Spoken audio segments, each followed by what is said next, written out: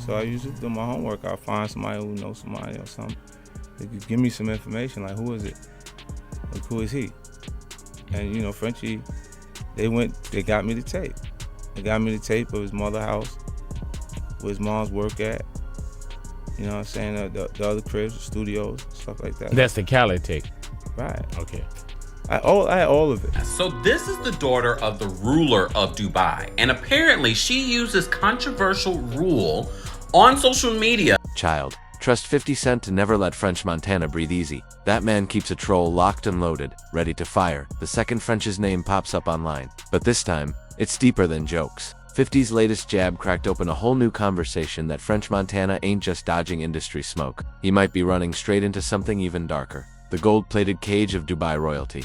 On paper, the headlines sound like a fairy tale. French Montana engaged to a Dubai princess, heir to an $18 billion fortune. To the casual eye, it looks like the ultimate Glopa Bronx hustler turned global kingpin. But scratch past the glitter, and things get messy. Word is, French's so-called escape plan wasn't about romance at all. It was about survival.c. With Diddy drowning in federal heat and the feds supposedly building files on everyone tied to those infamous freakoffs, French needed a plan B, and Dubai looked like paradise. But here's the gag. Paradise casts shadows too. People who know Dubai's underbelly will tell you straight. Yes, the towers scrape the clouds, the cars drip diamonds, and the money flows like water. But behind the shine, some royals have long been accused of appetites so twisted they make Hollywood scandals look PG. Whispers about princes collecting pretty boys, Western celebs being flown in for things too nasty to put in print. Those rumors didn't just start yesterday. So when folks see French, a man known for chasing bags, partying wild, and latching onto powerful men for a come-up, suddenly arm in arm with a princess and sitting on a $7 billion cushion, the math looks a little too convenient. It's not that people don't buy that he could love her. It's that survival seems like the bigger motivation. And this is why 50's shade cuts so sharp. When he says French got bought, he ain't only talking about the engagement ring. He's talking about the perception that French traded one master for another. He ran from Diddy's mess, only to land in a world where he might still have to play the same game, answering to men with endless money and zero accountability. That's the sting of irony. French thought Dubai was his escape hatch. But if even half of those royal whispers are true, he may have left Bad Boy's fire, only to step straight into Dubai's stove. And unlike the feds, who eventually move on or cut deals, royalty in Dubai, they play for keeps. That's why this so-called $7 billion escape plan is starting to look less like salvation, and more like another golden trap. Sure, French may have bought himself time, but at what cost? Collar comes out, like we said, and now you have real deals on the table. And out of all those, you go with Diddy. That's not how it really went. Was it Diddy? Was it Bad Boy MMG? Yeah, I went to go see Ross. And Ross was like, I got an opportunity for you. I don't have the money for you, but I got the opportunity. I guess because the same thing Meek did, the same thing Wale did. I guess whatever the way the situation, his label was, he wasn't trying to give me the money I wanted. And I wanted like a whole bunch of money. But he was like, look, let's do it like this. Let's call Puff. And let's get him to give you the bag. You can still be MMG / you know what I'm saying? Bad Boy, Coke Boys, yep. Right. How much money did you get? $2 million. Let's rewind for a second, because you can't make sense of French Montana's Dubai escape without first unpacking how he even got pulled into Bad Boy's orbit. French didn't just drop pop that and magically secure a deal. Nah, the whispers around that signing have always smelled a little off. And now, with all the dirt that's come out about Diddy in the last 2 years, fans are revisiting it with a whole new lens. Here's what people tend to forget. When French was hunting for a label, he wasn't some hungry unknown. He had real options. ROC Nation was circling. Rick Ross and MMG were courting him. Kanye's camp even showed interest. Yet out of all those offers, he signed with Diddy. And that's the part that raises eyebrows. Why would a man with multiple big money deals on the table choose the one label notorious for shady contracts, questionable extras, and non-music requirements? Because Bad Boy wasn't just about music, it was about lifestyle. For some artists, access to that lifestyle was the real payoff. Word on the street is Diddy gave French more than a contract. He gave him entry into the parties, the women, the freakoffs, and the play along and you'll get rewarded type of situations. And fans never stopped side-eyeing it. 1. Because French himself admitted he passed up bigger money from Jay or Ross just to be with Puff. 2. Because every time French was spotted leaving one of those infamous villas looking half-conscious, the internet clocked it. Photos and clips from 2016 to 2019 show him looking drained. And those moments always seem to sync up with Puff's celebrations. After Diddy's arrest in 2024, the narrative only got darker. Producers and former associates began exposing what really went down during deal negotiations. One producer even claimed Puff blackballed him for refusing to join a free. So naturally, the streets started looking at French's fast rise and saying, "Oh, so you stayed and took the deal? We already know what that means." Is there a signed receipt with French's name on it? No, but the circumstantial tea is boiling. Diddy gifting him a custom French vanilla flavor right after an all. That viral birthday video where Puff's in a robe, French shirtless, both looking exhausted. Even French admitting he wanted the biggest began. Puff was the only one willing to hand it over. To the industry, it looked like business. To the streets, it looked like French was willing to pay a personal price for career elevation. And that's exactly why people think he's running the same play in Dubai once you show. You'll trade dignity for opportunity. Folks assume you'll do it again, just for a bigger bag and a different master. Just with a bigger bag and a different master. Hi guys. Now, here's where the rabbit hole really twists. In mid-2024, French suddenly pops up at Paris Fashion Week not just flaunting a new outfit, but allegedly a fiancé, and not just any fiancé. Shikamara, a princess connected to one of Dubai's ruling families. Baby, that ain't no Bronx love story, that's a power play. See. This was the exact window when the feds were stacking evidence on Diddy freakoff tapes. Trafficking rumors, money laundering schemes, anyone tied to him was radioactive. Artists, assistants, producers, even casual friends were getting subpoenas. And French wasn't just some acquaintance, he was practically Puff's shadow. The birthdays, the champagne deals, the endless cosign. If prosecutors wanted to make their case airtight, his name had to come up. So what does he do? He doesn't just lay low, he attaches himself to one of the richest dynasties in the Middle East. Reports say, Shikamaru's family is worth over $18 billion.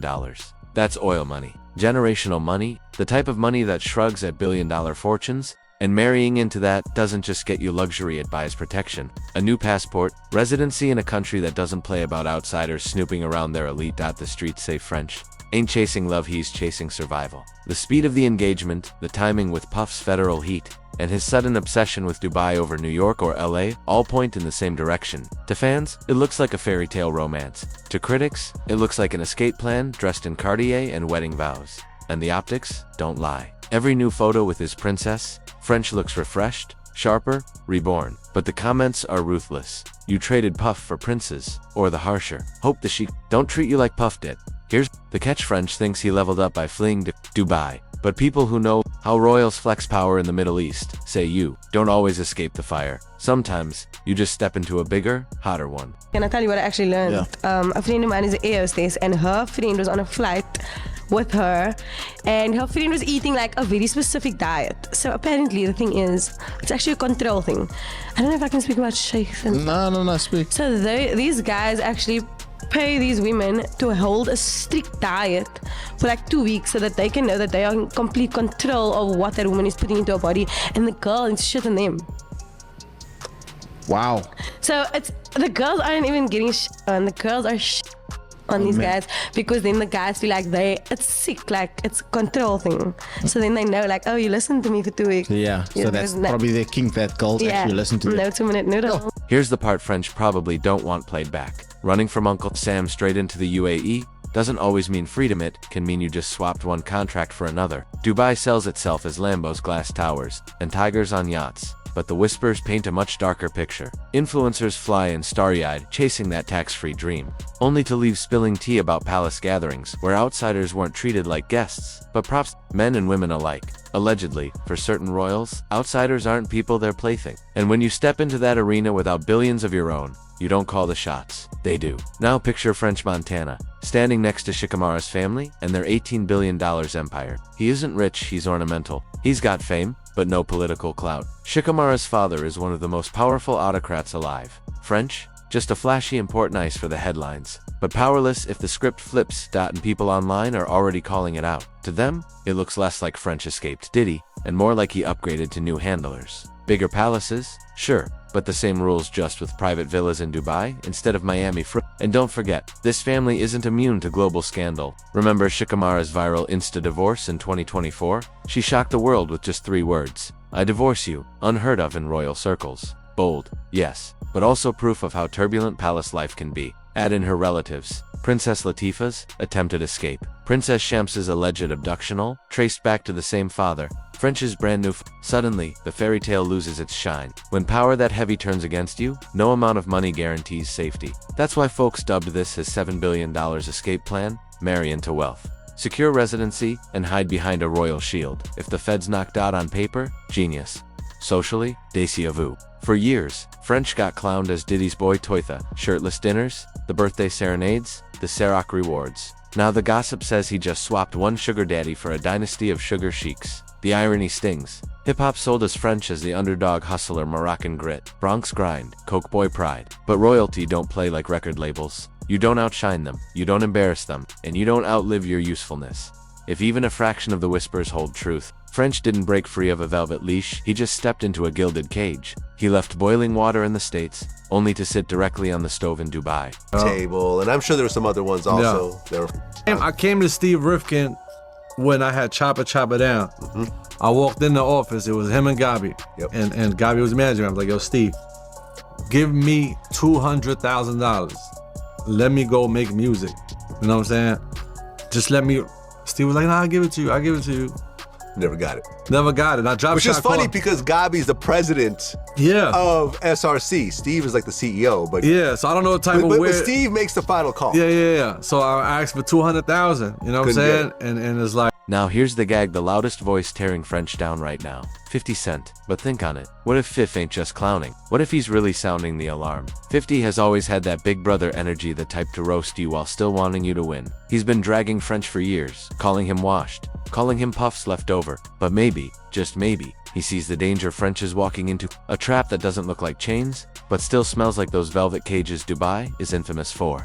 Flip it though. What if French doesn't see it as a trap at all? We're looking at him like, damn bro, you sold your soul for safety. But what if this was the goal from the start? Some people chase freedom, others chase comfort. French might not see himself as a prisoner, he might see himself as the chosen one. The Bronx kid who grinded his way from mixtapes into a palace with gold-plated security, what we call hell, he might call heaven climate control, chauffeurs, and untouchable status. That's why 50's jabs cut so deep they're laced with truth. Fifth built his brand on independence, owning his masters, flipping street power into boardroom dominance. French. He might have flipped survival into servitude, but who's really ahead? The man still fighting for credibility in rap, or the man sipping tea behind palace walls, scandal-proof and backed by $7 billion worth of insurance? It's messy, it's ironic, and it's the paradox French lives in now. To us, he looks like property. To him, he might feel like royalty. And maybe that's the real twist.